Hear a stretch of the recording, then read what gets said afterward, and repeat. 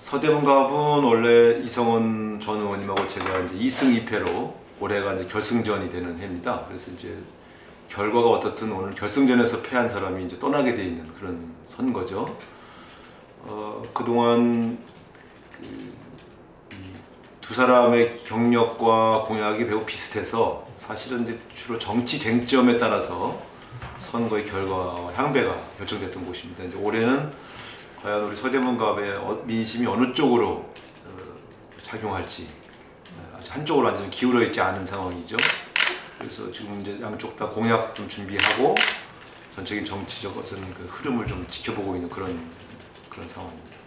이제 아무래도 두 가지 면이 있죠. 하나는 이제 평소에 부지런하게 지역 관리를 하신 그 이제 부지런함이 그분의 최고 강점이고요.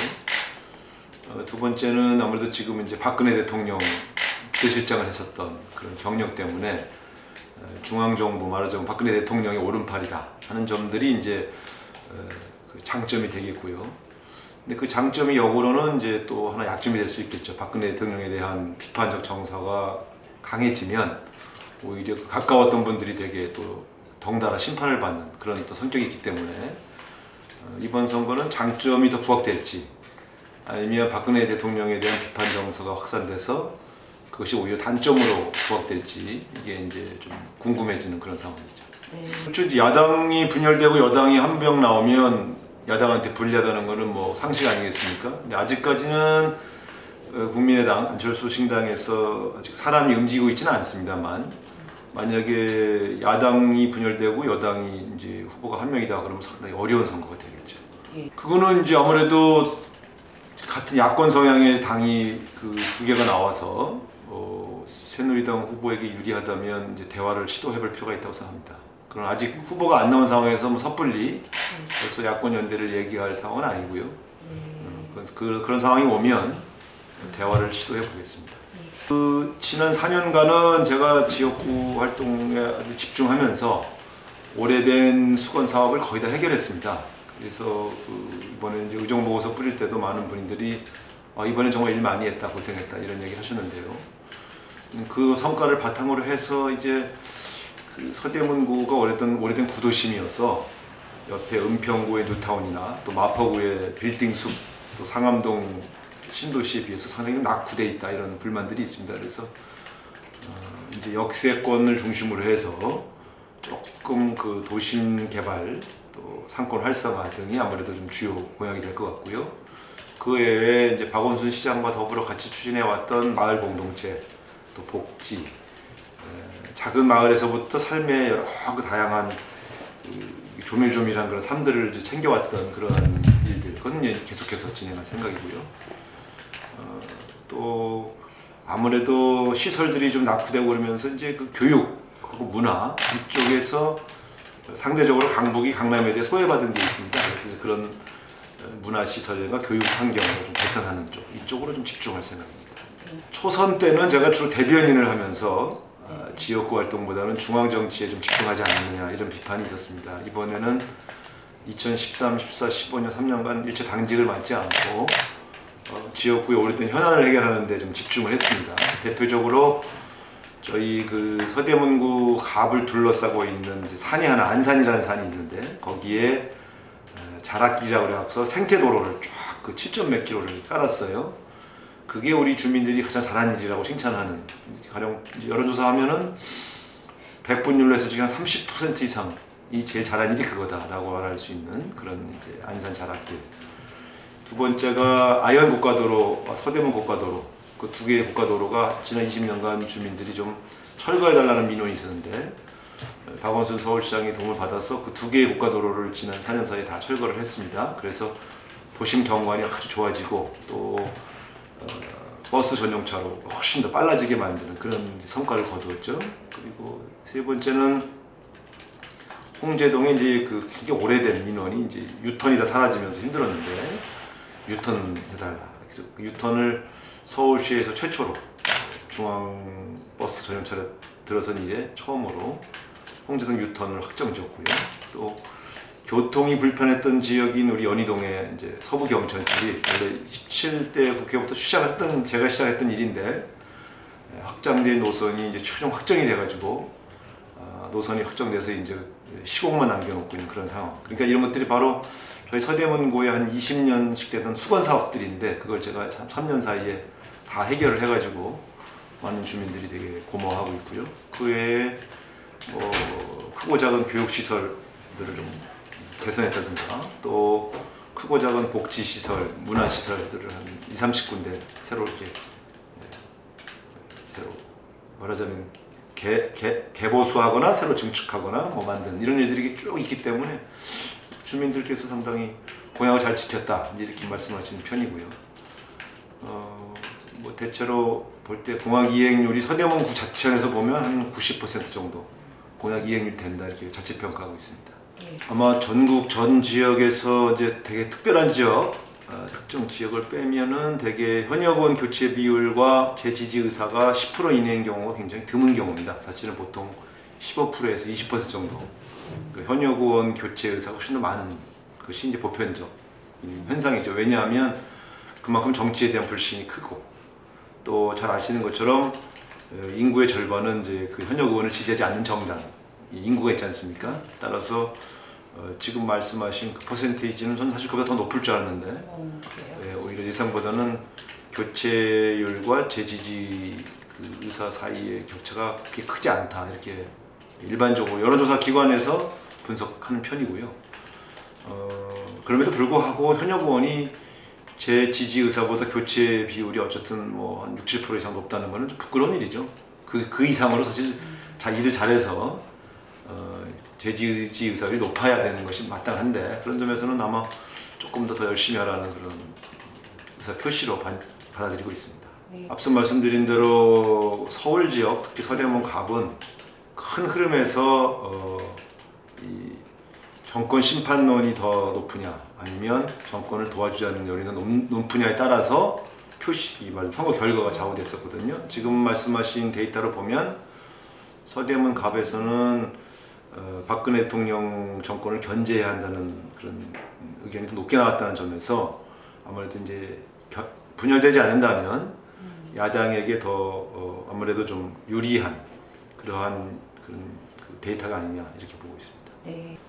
제가 지난 3년간도 우리 말하자면 대학생과 젊은 유권자층의 어려운 삶, 고단한 삶을 해결하기 위한 노력들을 많이 했습니다. 사실은 이제 반값 등록금 운동본부의 본부장을 맡아서 등록금 인하 운동을 벌쳤다든가 또 특히 지역의 이제 그 학생들의 거주 조건 때문에 제가 기숙사 건립 운동해서 한 700~800명 규모의 대학생 행복 기숙사도 지었고요. 저희 지역구에 거기는 지금 한 달에 한 15만 원 정도 내거든요. 15만 원에서 20만 원 사이. 굉장히 싼 거죠.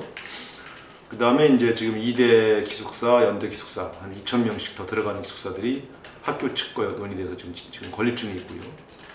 말하자면 이제 대학생 주거 문제, 그다음에 등록금 문제, 뭐 이런 것들에 대해서는 제가 누구보다 열심히 활동해 왔다 이렇게 자부하고 있습니다. 앞으로도 이런 학생들의 말하자면 굉장히 어렵잖아요 조건들이 이런 것들을 좀 해결해주기 위한 노력을 좀 계속 진행해 나갈 생각이고요. 신촌에 이제 여러 가지 문화 관련된 여러 가지 공간들을 확보해서 또 젊은 유권자들의 문화적 욕구를 좀 충족시키는 그런 공간이라든가 프로그램도 계속해서 안칠 그런 생각입니다. 아마 앞으로 좀 젊은이들 지역구다운 그 몇 개 지역은 그런 주거 문제, 등록금 문제, 또 문화활동 문제, 또 좀 더 나아가서는 아무래도 사회적 일자리 이런 것까지 연결시켜서 적어도 서대문구에서는 좀 젊은이들이 생활하기 좀 좋아졌다 이런 얘기를 듣게 할 그런 공약들을 준비 중에 있습니다. 네. 이제 부동층 공약은 네.